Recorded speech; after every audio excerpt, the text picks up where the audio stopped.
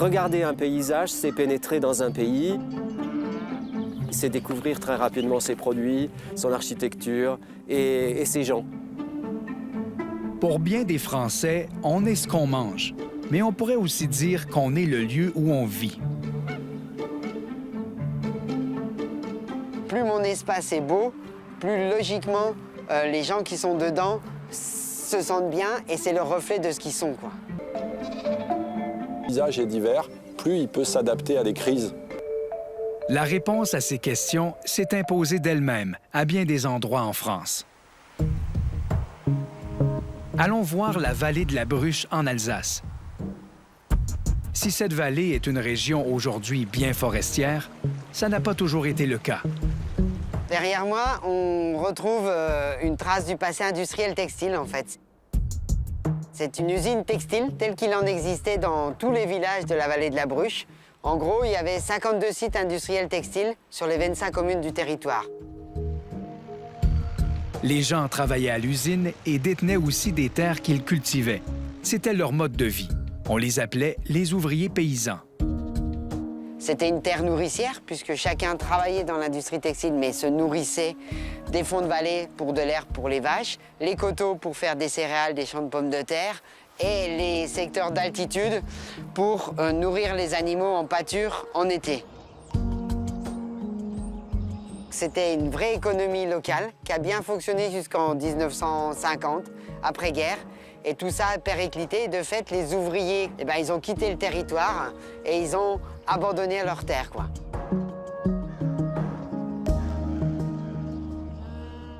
Et on le voit bien actuellement, c'est dans les territoires qui sont diversifiés qu'on trouve le plus de sources de revenus, à la fois pour de l'alimentation, pour produire des agricultures diversifiées. La vallée de la Bruche a voulu retrouver cette diversité paysagère.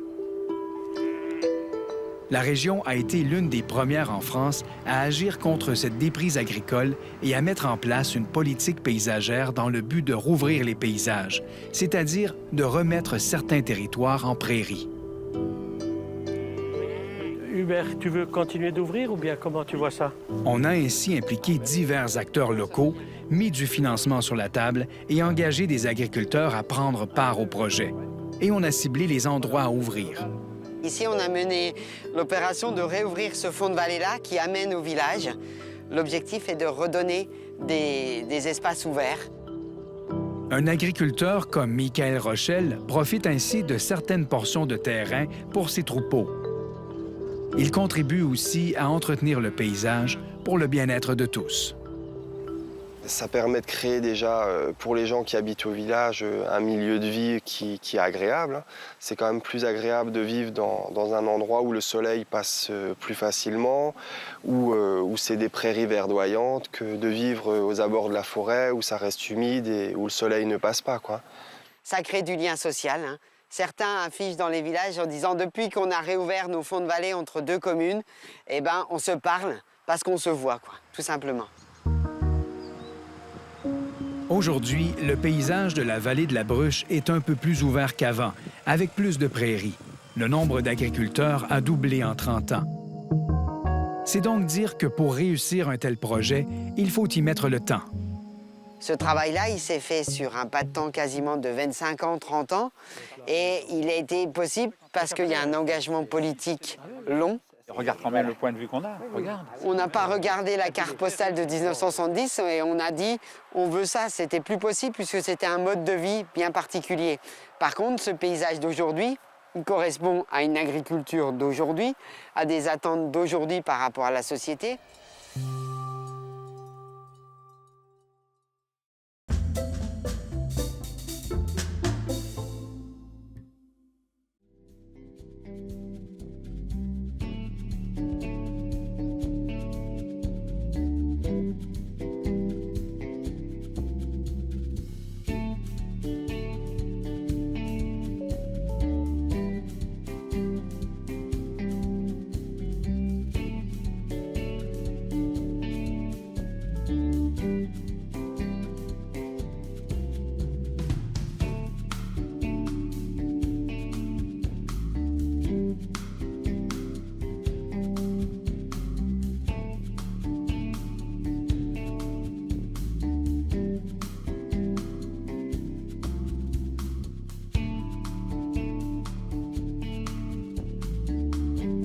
L'AFP Neugout a été créée en 1999 sur le banc communal de Neuvillers-la-Roche. Une partie est située en dessous du village. L'autre partie concerne la Haute-Goutte, un hameau de Neuvillers. Pilotés par la communauté de communes, les travaux d'installation de clôture ont été rapidement menés à bien. Les parcs ainsi constitués ont été loués à des éleveurs, professionnels ou non, qui contribuent à la réouverture paysagère souhaitée avec leurs animaux et leurs travaux d'entretien.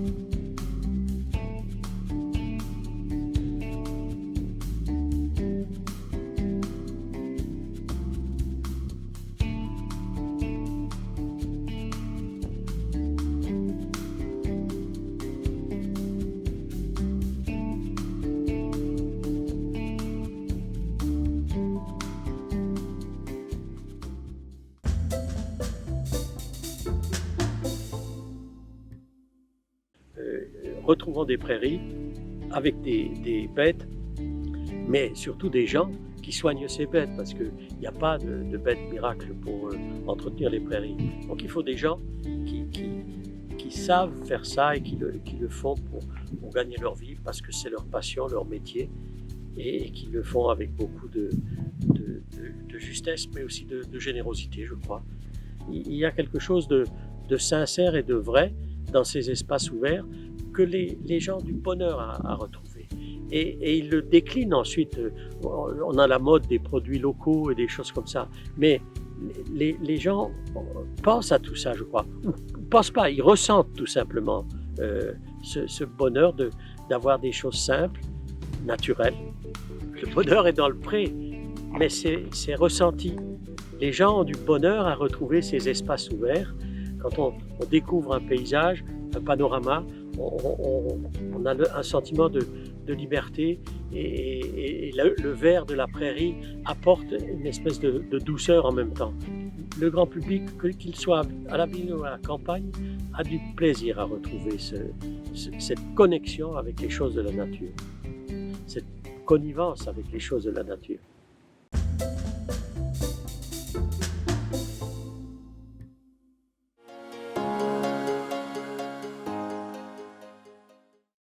La qualité paysagère ne doit jamais être déconnectée de la qualité agronomique des parcelles, mais se renforcer l'une l'autre et donner aux agriculteurs, faire reconnaître le rôle de l'agriculteur par le reste de la société dans la qualité des paysages dont ils sont à l'origine. Ce concours vise notamment à sensibiliser l'ensemble des acteurs du monde rural et des territoires à la préservation de la biodiversité des prairies naturelles. Le concours des prairies fleuries, en fait, il a un lien aussi plus ou moins direct avec les mesures agri-environnementales. Et c'est un lien important qui est à la fois important pour le grand public, mais aussi pour les élus, de comprendre que quand on parle de démarche paysagère, de maintien et de soutien de l'agriculture de montagne, il y a une vraie relation entre la question d'un paysage ouvert, un espace ouvert, la question de la prairie qui est derrière et la question de la fonctionnalité de cette prairie.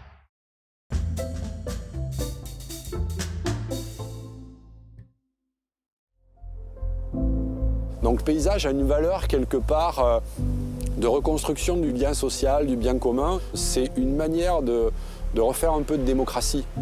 Dans quel type de paysage je veux vivre? Le paysage, il est tout le temps en mouvement. Ça veut dire que comme il est tout le temps en mouvement, il faut tout le temps s'en occuper. Et tout le temps s'en occuper, ça veut dire rappeler aux élus qu'on ne peut pas construire partout, rappeler aux forestiers qu'on ne peut pas couper les arbres n'importe comment. S'occuper du paysage est un travail de tous les jours, de tous les instants. Comme respirer, c'est la même chose.